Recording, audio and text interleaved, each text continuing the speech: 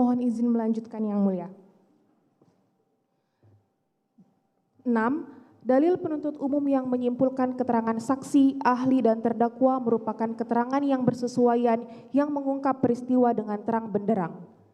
Untuk memperjelas bantahan penasihat hukum di duplik ini, kami kutipkan kembali dalil penuntut umum pada replik halaman 17 sampai dengan 18, yaitu dianggap dibacakan.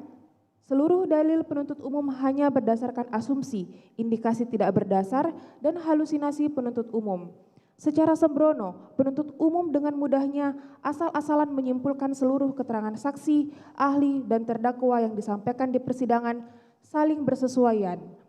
Namun, penuntut umum tidak menguraikan keterangan mana yang saling bersesuaian tersebut dan peristiwa apa yang terungkap tersebut. Penuntut umum sama sekali tidak menjelaskan atau menguraikan dalam repliknya. Bagaimana bisa dengan mudahnya penuntut umum menyimpulkan suatu argumentasi tanpa didasari dengan bukti? Jika suatu argumentasi yang tidak berdasar dapat dilontarkan dengan mudahnya, maka apa gunanya mencari kebenaran material dalam persidangan yang sedang berjalan selama ini?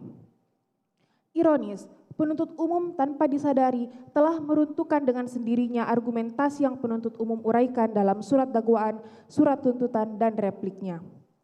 Untuk membantu pengecekan pada fakta persidangan dan pencarian kebenaran material, kami telah melampirkan transkrip verbatim, yakni transkrip kata per kata dari seluruh saksi dan ahli yang telah disampaikan di muka persidangan yang menjadi satu kesatuan dalam nota pembelaan dan duplik ini. Dengan adanya verbatim ini, kami harap penuntut umum dapat mencermati keterangan saksi, ahli, dan terdakwa lebih serius lagi, dan bukan hanya menyimpulkan semaunya penuntut umum. 14.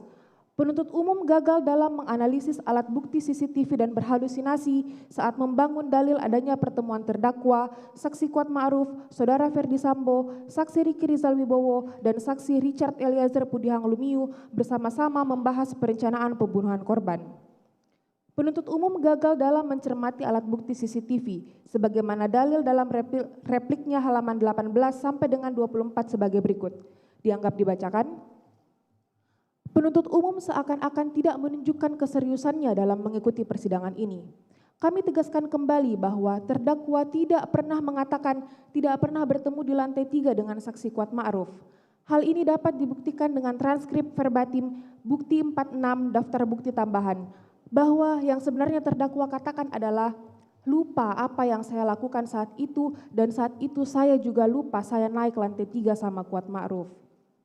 Terkait dengan terdakwa bersama dengan saksi Kuat Ma'ruf naik ke lantai 3 rumah Saguling sudah diakui dan dibenarkan oleh terdakwa dan juga saksi Kuat Ma'ruf. Akan tetapi, secara jelas terlihat dalam CCTV sekitar pukul 15.00, terdakwa dan saksi Kuat Ma'ruf naik ke lantai 3 menggunakan lift, dan 3 menit kemudian sekitar pukul 15.03 waktu CCTV, terlihat saksi Kuat Ma'ruf sudah turun ke lantai dasar menggunakan tangga samping lift.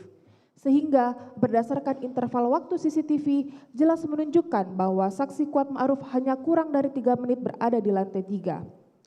Waktu 3 menit adalah waktu yang teramat singkat untuk asumsi liar penuntut umum yang menyatakan saksi Kuat Ma'ruf telah bertemu dengan saudara Ferdi Sambo bersama dengan terdakwa dan membahas suatu perencanaan serta menyusun skenario tembak-menembak sebagaimana narasi dan persepsi penuntut umum. Vide nota pembelaan pada halaman 821 sampai dengan 823. Dengan demikian, penuntut umum lagi-lagi menguraikan klaim kosong yang hanya bersifat asumsi sehingga tidak layak untuk dijadikan pertimbangan dalam putusan Yang Mulia Majelis Hakim.